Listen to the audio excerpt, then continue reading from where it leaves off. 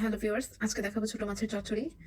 আমি ইউজ করেছি কাচকি মাছ 1/2 কেজির মতো, 3 রকমের সবজি, আর জিরা গুঁড়া, মরিচ গুঁড়া, হলুদ গুঁড়া, ধনিয়া পাতা, কাঁচামরিচ আর পেঁয়াজ। ফার্স্টে 1 কাপের মতো পেঁয়াজ দিয়ে নিলাম। 1/2 কেজি মাছের জন্য 1 কাপ পেঁয়াজ দিলে যথেষ্ট। এরপরে সব গুঁড়া মশলাগুলো আমি দিয়ে নিব।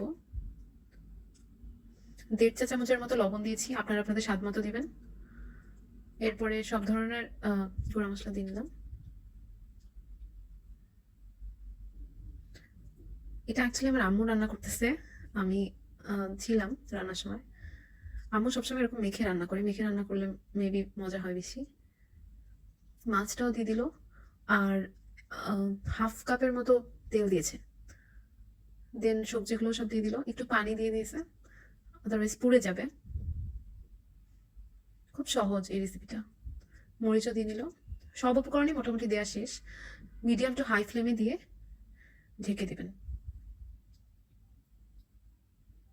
এরপরে 20 মিনিটের মতো ঢাকনা দিয়ে রেখে এরপর ঢাকনা খুলে মাছটা উল্টিয়ে দেওয়া হবে, যাতে নিচেরটা উপরে চলে আসে আর উপরটা নিচে যায়।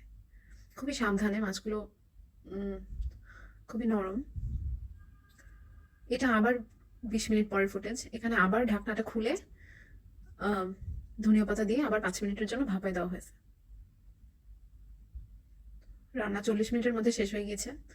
জাস্ট মাঝখানে 2বার আপনারা ঢাকনাটা খুলে মাছটা উল্টে পাল্টে নাড়ে দিলেই হবে।